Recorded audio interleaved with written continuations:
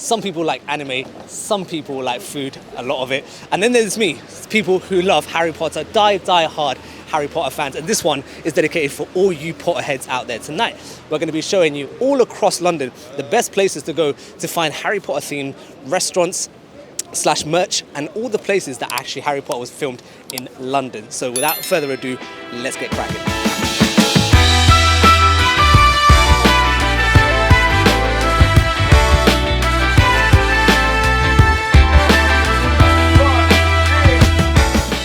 Right for you Potterheads, we are here at the very first location, Leadenhall Market, a familiar territory with a lot of our 3 Man Aboard videos, but the significance of this with Harry Potter is the sheer elegant Victorian architecture, in fact inspired to use as the exterior shots of Diagon Alley.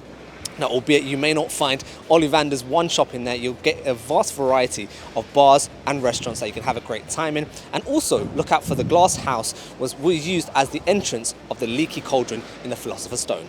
Moving on.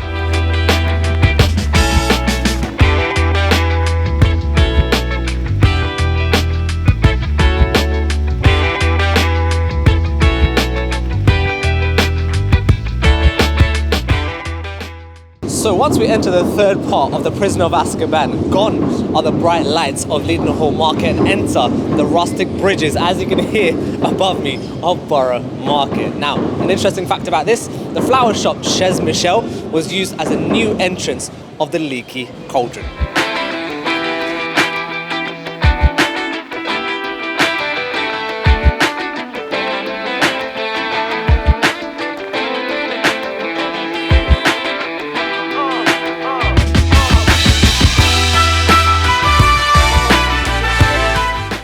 Millennium Bridge. Now this location has been featured in many of our videos because of how iconic it is. But did you know in Harry Potter and the Half-Blood Prince, this bridge was featured at the beginning of the film when the Death Eaters came from the sky and literally encapsulated the whole bridge just to bring it down. And not only that, but they also showcase this specific side of London and St. Paul's and all the surrounding areas. So that's a known fact. On to the next spot.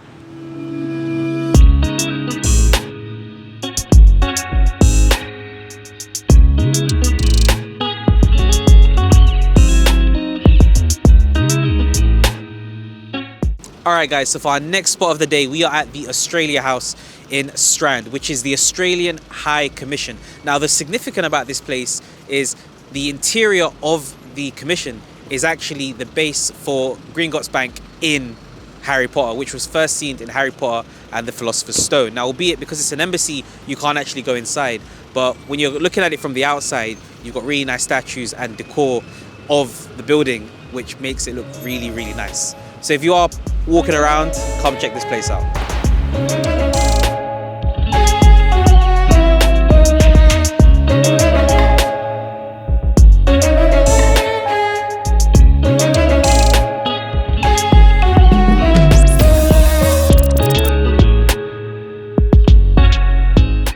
Alright guys, so for our next spot of the day, we are at the intersection of Great Scotland Yard and Scotland Place. Alright, now what's significant about this spot here is in Harry Potter and the Half-Blood Prince, there's a scene where Harry goes into a telephone booth and ends up in Ministry of Magic. Alright, now behind me you'll see some buildings where external shots were taken to complement the scene of Ministry of Magic. Now in the actual scene itself, you will see him on Great Scotland Yard with the archway and then the telephone booth right next to it. But in fact, the archway is actually on Scotland Place and the telephone booth was used as a prop. So there you go, the more you know. On to the next spot.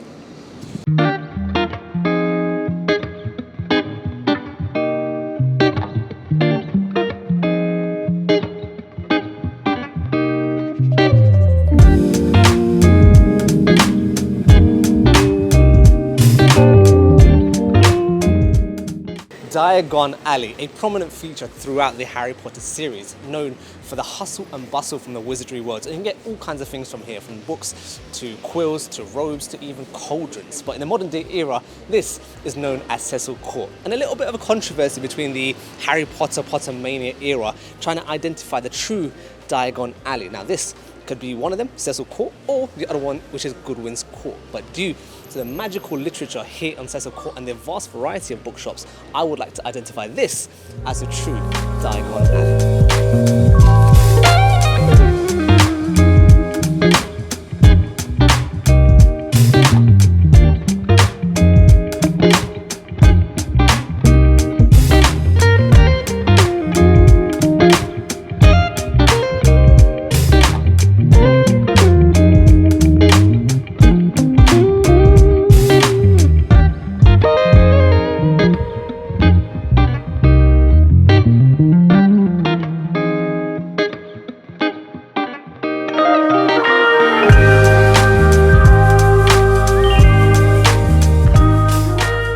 House of Minalima.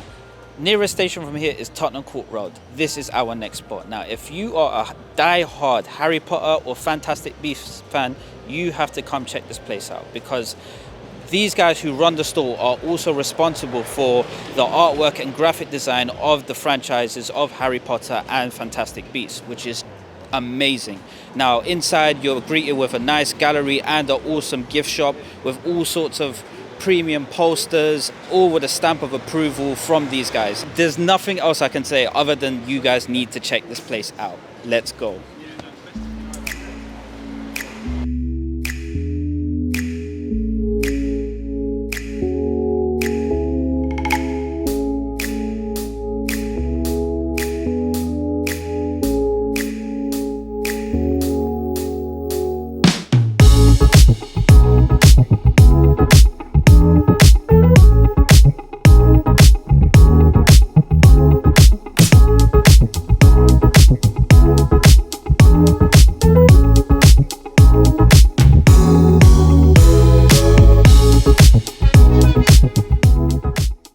Platform 9 3/4. Does it get any more iconic than this location? This is within King's Cross St Pancras Station. Now, you can see behind me, the amount of die-hard Harry Potter fans are here is just mad. When we came here in 2020, it was empty, but now it's just full. So all I can say is, a really cool fact is 11 o'clock on the 1st of September, they make an announcement here at this station where it's completely quiet, where they make the announcement that the Hogwarts Express is going to be leaving at platform 9 3/4. So definitely come check this place out.